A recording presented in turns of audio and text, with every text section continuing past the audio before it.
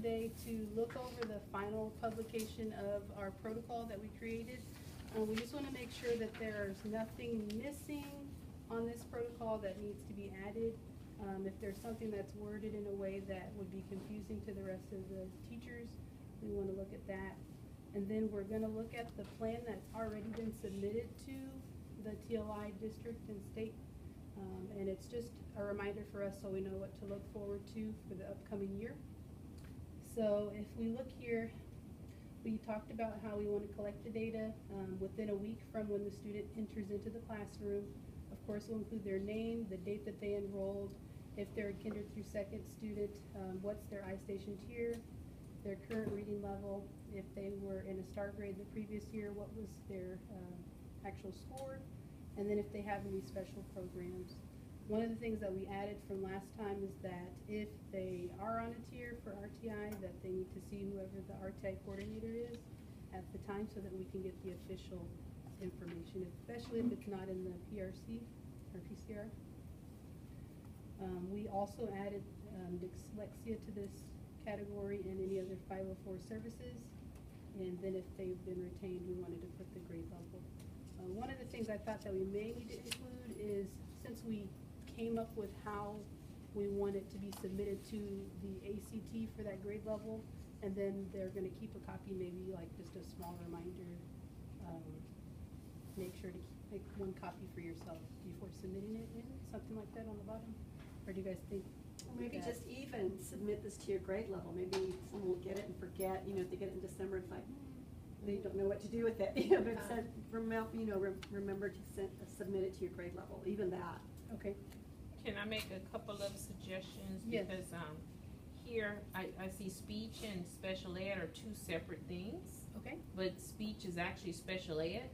So we don't want to give people the impression, because I know that's always a confusion, that they're separate. So we may just want to put special ed and take the speech off. Okay. Just so people understand this, because people still have a hard time understanding that they're one and the same. Okay. Right. So maybe slash. Put them together? Or maybe in parentheses? Special education. Yeah, just put special education, and then maybe put a line next to it so they can put like, are they speech, are they LD, are they OHI, like what are they? Because what program? Yeah, what do they qualify for? Because special ed is speech. Right, it's not something It's not something different. And then the other thing is, you have RTI under special programs, and we need to take that from under special programs, because RTI is not considered a special program with the district, because we're technically in RTI supposed to really be pushing the tier 1 instruction, so that the student doesn't have to go through the tiers and ever get to RTI, to the level 3, where they're referred to a special program.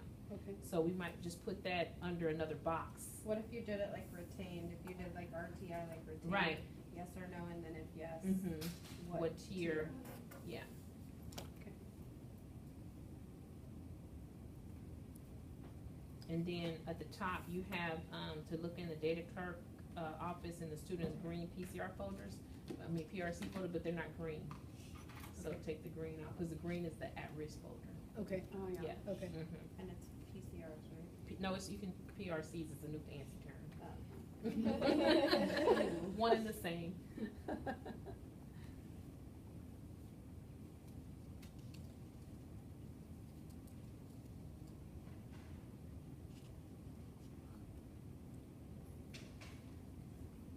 Okay, so what I hear is that we want to take the RTI tiers from underneath the special programs. It's a separate thing, but it's probably going to go underneath where the retention, if they have been retained, what grade level and what tier was it that they were on if they were retained. And then instead of including speech as a special program in a separate category, we're going to place it not here at all. We're just going to put a blank next to special education, and then we will put in parentheses qualification program, and then they can write that in. We omitted the green from the PRC folders, and then on the bottom we are going to place just a quick reminder, remember to submit to your grade level chair.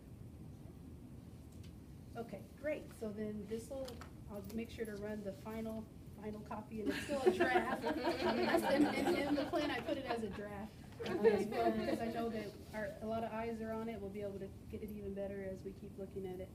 So now we're going to look at the plan that we've been doing it. And so I just want you to be able to see what it looks like written out in print. So basically what we did is we focused on the strand of R1, which is the reporting and accountability strand. Our action step was to establish a system between sites and campuses for reporting student data for facilitating student transitions.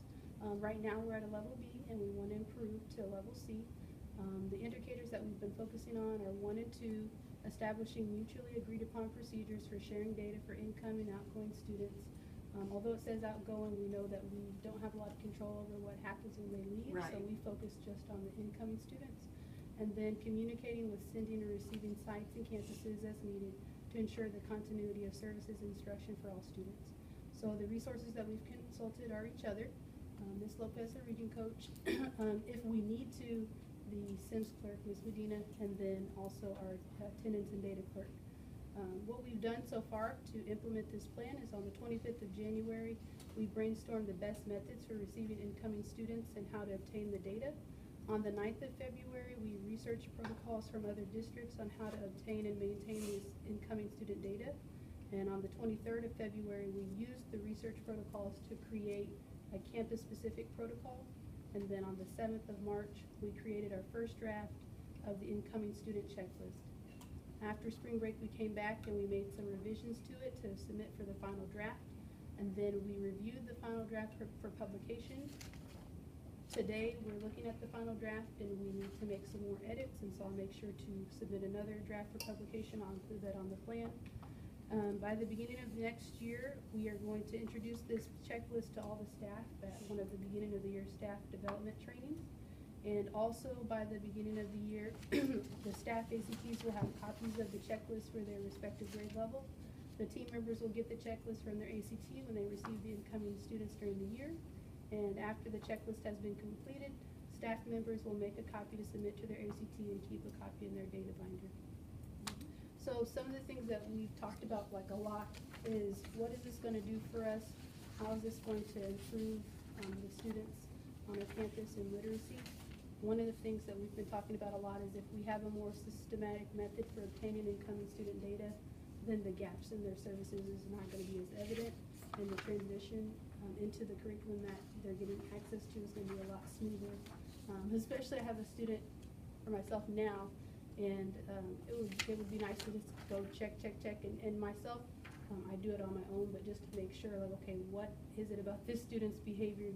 Did he come from a school where he's already on a behavior plan, and I just don't know, because he's been sent home a lot since he's been here in less than 2 weeks. So yeah, so this is one of those things I think will help the teachers, is even in their frustration of trying to figure out how to help the student that's having the behavior issue, like they'll say, okay, well, let me go look at this checklist, let me see where he is, because I know where he is academically. I've gone through, checked his reading level, so that's not the issue. Okay, why is his behavior such a problem?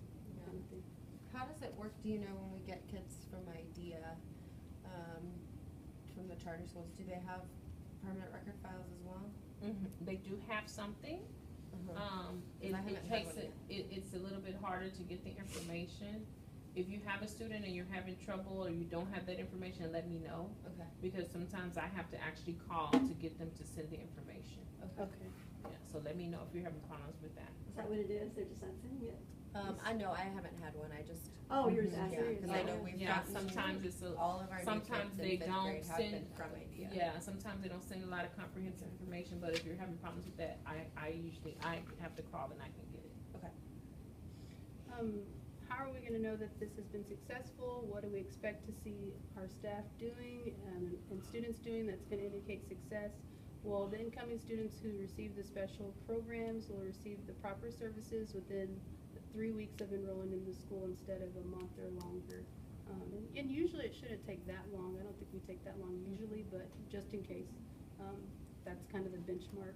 Was there anything else that y'all wanted to add to this that would make us sure that, okay, this protocol is becoming a success with the teachers using it, and then after using it, helping the students?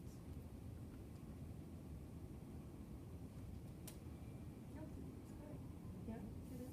Okay. We've talked about supporting the implementation and monitoring progress to make sure that it's sustainable. So we make sure that we as the CBLT team we are making sure to monitor progress every 9 weeks, sort of like we did when we created our faculty meeting, grade level meeting protocol. We had a survey and they looked at the survey and how comfortable they were in using it.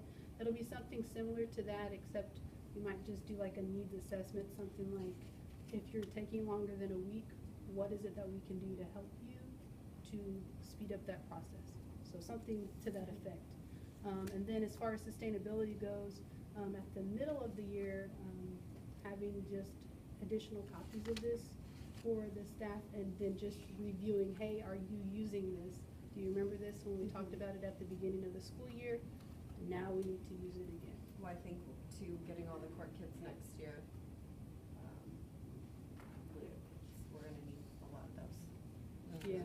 Cause we're gonna have a lot of kids that are gonna be new, that are incoming, and we're probably gonna need to, collect this information. A lot of things come on the, withdrawal form the same day. And so a lot of times we get, like spec ed, those kinds of things, we'll know right away, cause it's on the withdrawal form. But sometimes, like you said, if a kid comes from a charter school, or if the parent comes, they don't have the information, we need to get them registered, we may not have that. So this is a good way to go back and double check, just to make sure that we have all the information. Yeah, and the holidays will be coming, and it's just good to kind of start back off on the right foot, so that's great. And then one of the things we talked about was just the challenge we may have is meeting the 1 week deadline. Were there any other challenges that we thought we might have with this implementation of this form? I think the other one was enforcing it necessarily, having the teachers actually filling it out, but we kind of were able to bypass that challenge just by having it in the hands of the ACT, and then if they're gonna use it, they use it. If they don't, they don't, but It's there. it's there.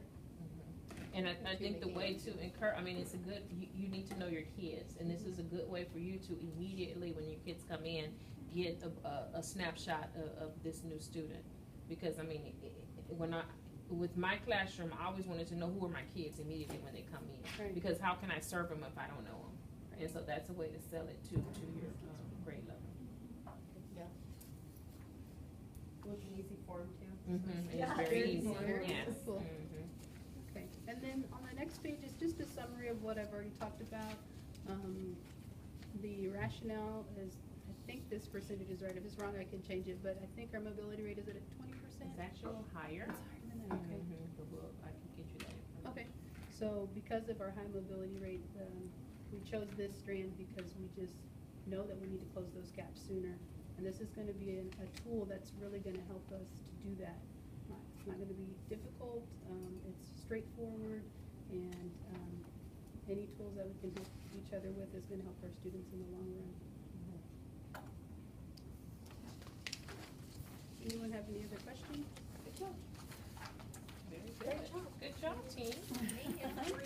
Okay. I have another thing. We talked about the innovation plan, and I want this team to kind of drive that for me.